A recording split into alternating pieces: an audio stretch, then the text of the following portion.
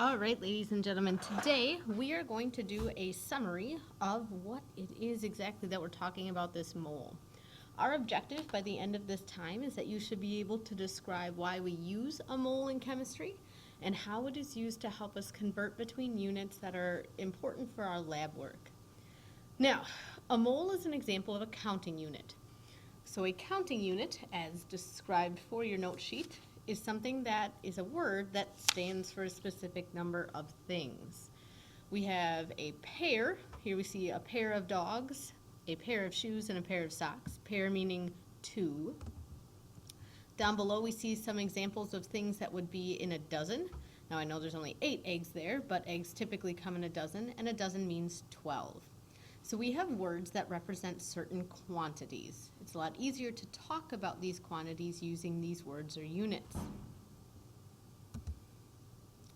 Now, we use counting units because when we want to keep track of things, if things are really big or really small, it's nice to have a unit that can allow us to work in normal size numbers, things that are easier to calculate with. If you were going to drive a car, it probably wouldn't make sense to report that value in inches. If you think about measuring the time in class, if we measured that in years, we'd probably have a pretty small decimal. So choosing the correct counting unit can help make sure that our values make sense and have values that are easy to work with during calculations.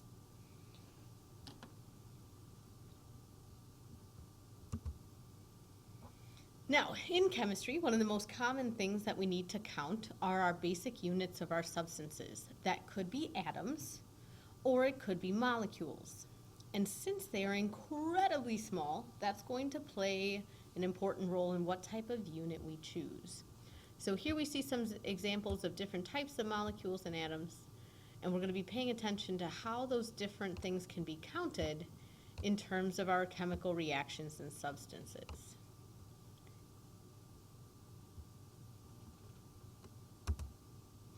So think about an atom or a molecule. They are incredibly tiny. So tiny, if you recall from the Hunting the Elements video, that we need powerful electron microscopes to zoom in, and even viewing an atom is almost at the limit of what we are able to see. So we are counting really, really, really small things. Since they are really small, we have to consider the value of a unit. Do we want a big unit that includes a lot of things, or do we want a small unit that represents only a small things? So consider a small unit might be something like a pair.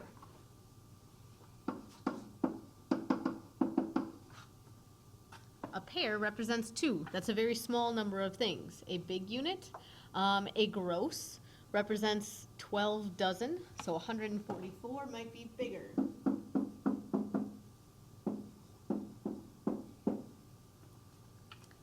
Now, when we consider how small they are and how many of them we would end up dealing with in any given substance, we want a big unit. That unit should account for a very large number, since so many atoms would be required to make up a lab sample we might actually work with. So we want a big unit.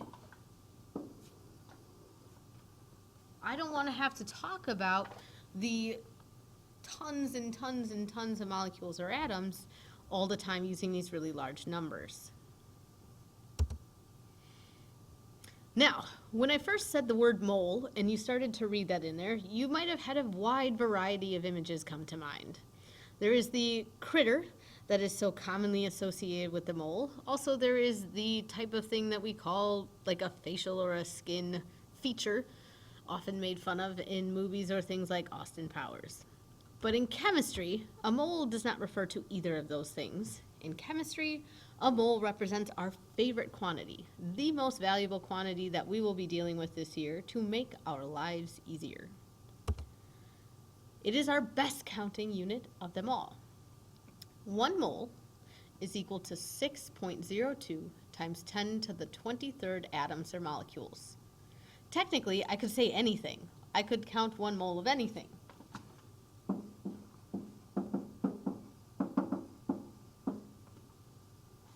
It might be hard to imagine just exactly how big that number is, though. It's not really a very valuable unit for things that are larger than atoms or molecules, simply because it is such a large, large quantity.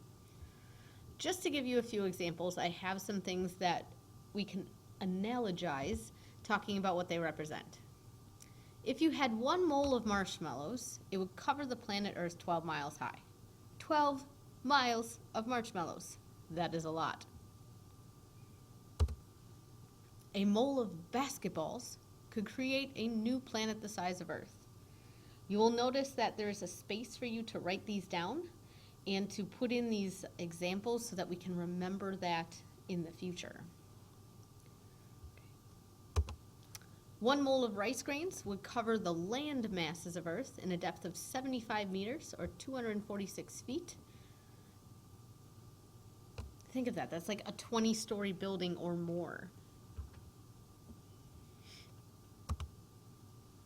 And if we had a mole of sheets of paper stacked one on top of the other, that mole of paper would reach beyond the solar system. Think about how thin sheets of paper are. And it would be that far that it would extend that far out. We're talking about an incredibly huge number here. Now, little bit of a math problem related to this idea of a mole. Let's say you had 1 mole of pennies, and you intended to give away $1 million of it a day to everyone in the world. We want to decide how long it would take in years. So we can use fractions based on your factor label method you learned yesterday to figure out what that would look like. So let's say that I had 1 mole of pennies and I wanted to cancel that out. I need to put that on the bottom.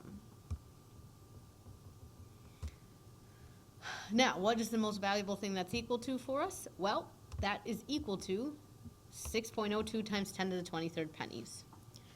Now, I want to get into how many pennies I would be giving away out of that total. So I want to cancel out pennies and get to time.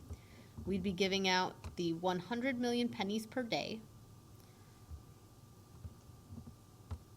And then to get to years, I'd have to convert from days to years. So the setup would look like this. So this would get me how many pennies I have total. This would convert to how many pennies I'd be giving, or how many days it would take to give away this many pennies at a time. And then this would get me from days to years. When I do that calculation,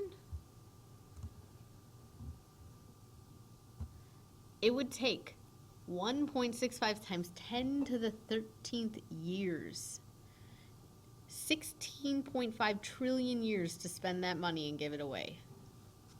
Our discussion here is really just to give context to how incredibly large this value is. And it's because atoms are so incredibly small.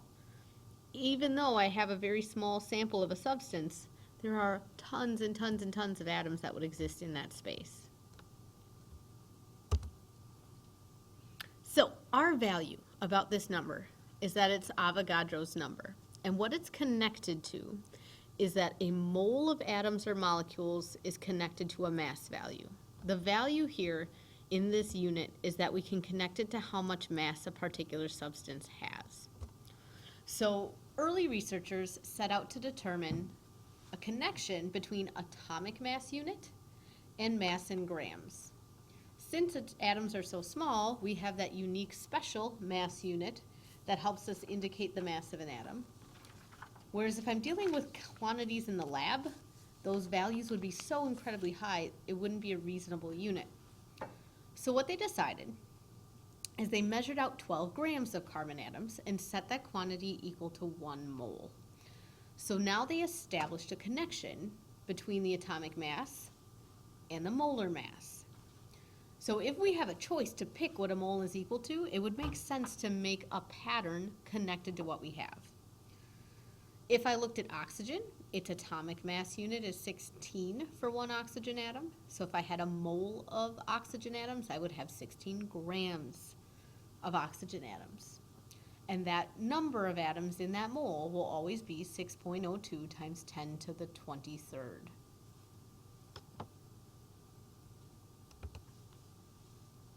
So I can look up any atom any substance on the periodic table, and whatever its number is for its atomic mass unit, that exact same value in grams is going to be equal to the mass of 1 mole of that substance. Okay, so the number of particles will be the same in a 1 mole of anything, but the masses will be different because the individual atoms have different masses.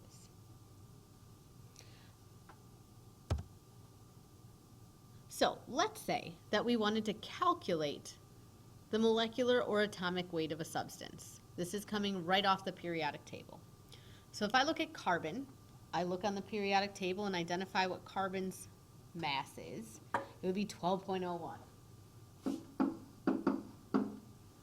And my unit is atomic mass units, AMU.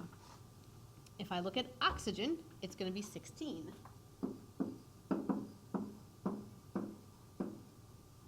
Now, anytime I have a compound, all I have to do is add together the substances that make up that compound.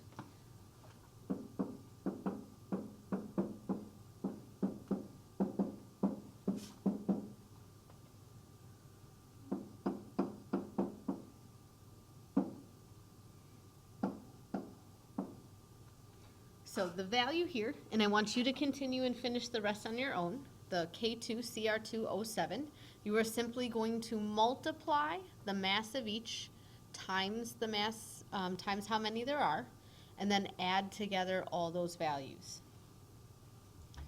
Now here's the cool part about molar mass. The value, the number itself is going to be identical, but the unit is going to be different. So now I'm not talking about a single atom of carbon, I'm talking about 6.02 times 10 to the 23rd atoms of carbon. When I have that, I have 12.01 grams of carbon. So the molar mass and the atomic mass are equal, but the units are different.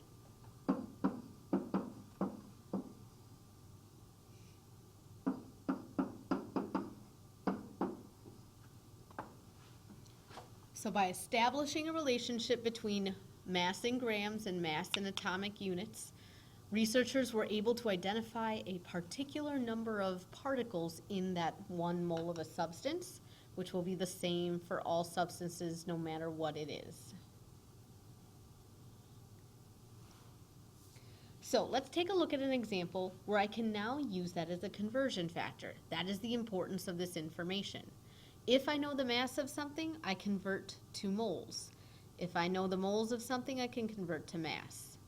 There's also a connection we've established between the number of particles and the moles. So knowing these things, I can convert between any of those. So let's take a look at going from moles to mass. This is the next section in your notes. Let me just make that a little bit bigger. So one of the things that we're going to want to start doing when we do these problems is annotate the problems to keep track of what we have. I'm going to ask you to underline any given value, and I want you to box what you're solving for.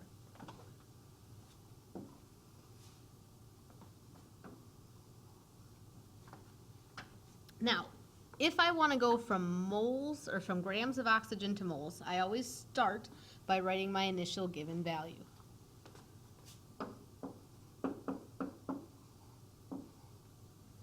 I'm also going to include my unit and substance. Then I have to decide how can I set up my fraction or my conversion factor based on the relationship between moles and my mass. This is where we're going to look it up on the periodic table. I need the molar mass of oxygen, which we've determined is equal to the atomic mass, but in the unit of grams. Since grams is what I want to cancel out, I'm going to put that on the bottom.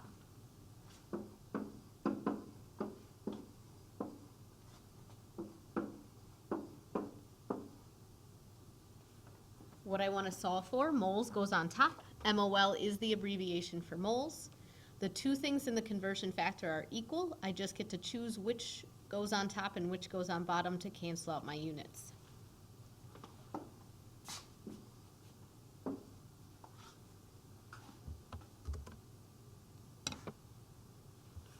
Whoops, didn't mean to do that. Alt P to pause. When we put that in the calculator,